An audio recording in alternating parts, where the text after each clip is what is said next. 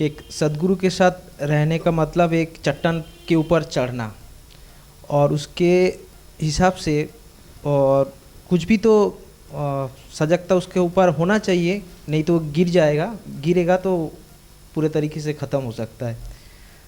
तो कुछ एग्जाम्पल के साथ आप कुछ बताए क्या है ये चीज़। सौरभ भाई ने भी पूछा था एक सदगुरु के साथ रहने का क्या करना चाहिए, क्या चाहिए, फिर भी मेरे उस टाइम पे इतना समझ नहीं पाए वो गिरने का मतलब क्या है और कैसी कैसी चीज़ के ऊपर, चाहे तो अस्तित्व ही सब कुछ संभालता है, फिर भी जैसे लगता है मैदान पे कोई किसी लड़का ने 99 पे खड़ा हुआ है और साइड में अंपायर है, इसका भी रिव्यू ख़त्म हुआ है और एलबी का कॉल आया है, उंगली भी उठा सकता है और उंगली दबा भी सकता है और सेंचुरी हो भी सकता है।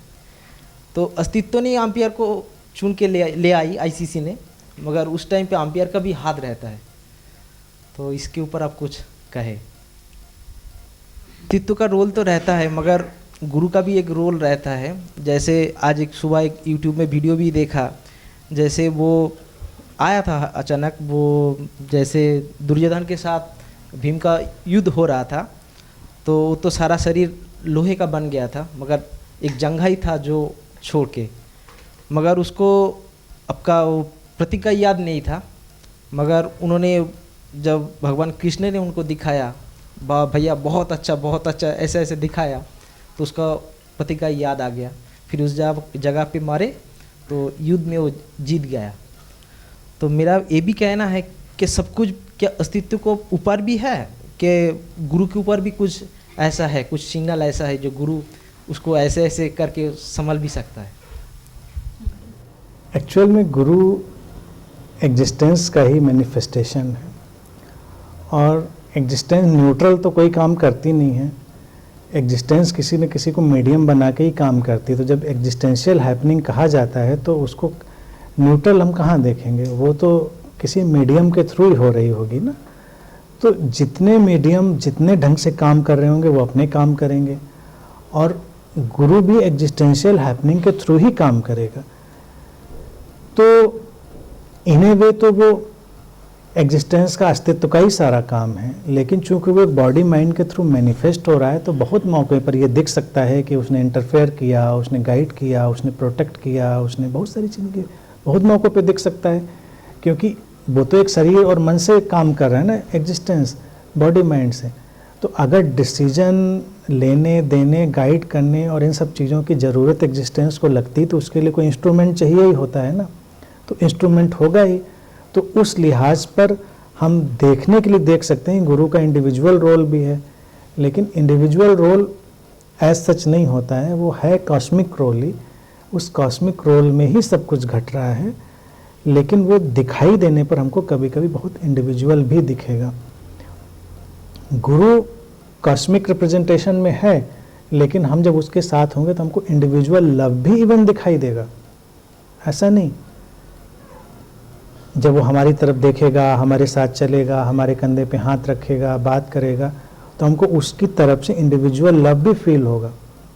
कॉस्मिक तो रहेगा ही साथ में, क्योंकि एग्जिस्टेंस ने तो इंडिविजुअली डिज़ाइन किया है उसके माध्यम से, तो इंडिविजुअल डिज़ाइन में कॉस्मिक पैकेज होगा। तो वो एक इंटीग्रेटेड फॉर्म में फंक्शनिंग है।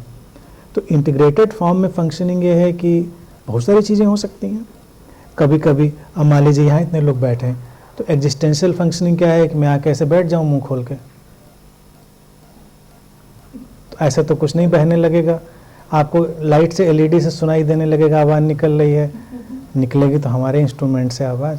तो उसमें मैं बहुत सारी बातें बोलूँगा कि आप ऐसा कर लीजिए, ऐसा मत करिए, उधर आ जाइए, इधर आ जाइए, खड़े हो जाइए, बैठ जाइए, बोलते ही रहता हूँ। तो क्रिस्टल क्लियर सजेशन है, पर्सनल सजेशन है, पर्सनल गाइडेंस है, पर्सनल इंटरफेरेंस है, पर्सनल हेल्प है, दिखाई देने में प्रैक्टिकली यही, लेकिन डीपर साइड में सब एग्जिस्टेंशियल है, कॉस्मिक। तो मेरा एक मानना है कि मैंने जब गुरु के बारे में सुने थे, कहीं भक्त लोग के बारे में जब सुने थे, उन्होंने कहे कि जब गुरु का प्रेजेंस रहता है तब एक ऐसा भाव छाता है, एक ऐसा वातावरण क्रिएट हो जाता है कि हमारा घर परिवार यानी सब कुछ भूल के या 4 घंटा 5 घंटा 6 घंटा जितना भी बीत जाता है बस आनंद से बीतता है। तो उस टाइम पे मैंने सोच रहा था तो कैसे घटता है, कैसे होता है। वो प्यास तो मेरा था कि सचमुच में मेरे को भी एक बार वैसा मिल जाते तो 6 घंटा 5 घंटा 4 घंटा 2 घंटा कैसे वो महसूस होता है कि पूरा वास्तव को छोड़ के जीने का मज़ा क्या होता है। तो जब भी आपके पास इधर आता हूँ तो वही घटता है। कोई फ़ोन भी आता है तो अच्छा नहीं लगता कि 2 दिन तो अभी ठहर जाते हैं, 2 दिन के बाद फिर तो फ़ोन करना ही है तो बाद में करेंगे। तो जितना टाइम आपके पास बिताता हूँ तो ना मैं आपको कृष्ण देखता हूँ, ना बुद्ध देखता हूँ, ना चैतन्य भी देख पाता हूँ, मगर जो देख पाता हूँ आपके अंदर से वो प्रेम, जो इतना प्रभाव, इतना क्या बताए, कुछ शब्द भी कम हो जाएगा। तो उसमें बैठे रहने का ऐसा मन इच्छा जाहिर होता है। तो इतना दूर से इसी के लिए तो आता हूँ और बस यही बात। कई लोगों का मुझे पता है, पीकू उसमें से एक हैं जिनका आने का बहुत मन करता है, और मैंने ही क्लियरली इंस्ट्रक्शन दे रखा है कृष्णा जी को कि उसको कहो कि इतनी जल्दी ना आया करे, थोड़ा गैप करके आया करे, क्योंकि मेरी प्रैक्टिकल अप्रोच है। मैं उसमें फिर 1-2 बातें ऐड कर दूं, फिर मुझे कोई परेशानी नहीं होगी। ऐसा अध्यात्म कभी नहीं चाहता कि घर परिवार डिस्टर्ब हो, बिजनेस डिस्टर्ब हो, कोई चीज़ नहीं। आप आना जाना, देखिए आजकल के टाइम में सब फाइनेंशियल मसला है, तो कुछ लोगों पे बर्डन भी ज़्यादा पड़ जाता है, बार बार आते हैं। तो मेरा कंसर्न वो भी रहता है कि अननेसेसरी इतनी परेशानी ना उठाएं लोग। हालांकि गुरु लोग ऐसा सोचते नहीं हैं, बट आई एम नॉट उस तरह का तो है नहीं सब। तो मैं सोचता हूँ इस तरह से। तो तुमको लेके भी यही कंसर्न रहता है कि ये चीज़ अब इसमें एक अमेंडमेंट अगर किसी के पास हो तो मुझे भी कोई प्रॉब्लम नहीं, वो हर हफ्ते आए, महीने आए, मुझे कोई प्रॉब्लम नहीं।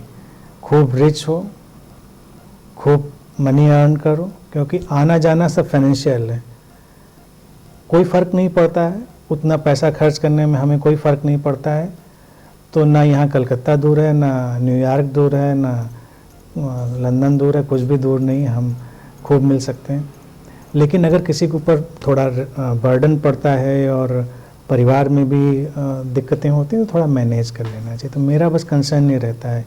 अब कई महिलाएं भी, उनको बार बार आने का मन करता है, आप घर में डाइवोर्स के पेपर फाइल होने लगे कि अब रोज़ जाना है, जाओ बस यहाँ का निपटारा करो, ऐसी भी सूचनाएं आती हैं। तो मुझे लगता है उधर भी संभाल लो, इधर भी संभाल लो, सब संभाल के बैलेंस में चलो।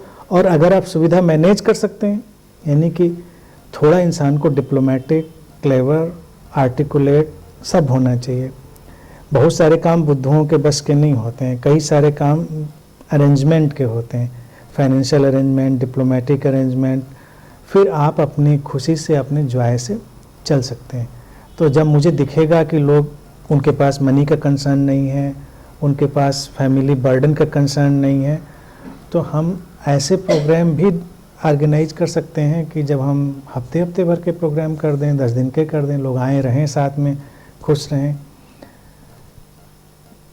प्रोग्राम ऑर्गेनाइज करने का भी वजह है, देखिए एज सच क्या है, ये साथ बैठने का एक बहाना बनाते हैं, क्योंकि इतने लोग कृष्णा जी को भी फ़ोन करते हैं, सब लोग हमें मिलना है।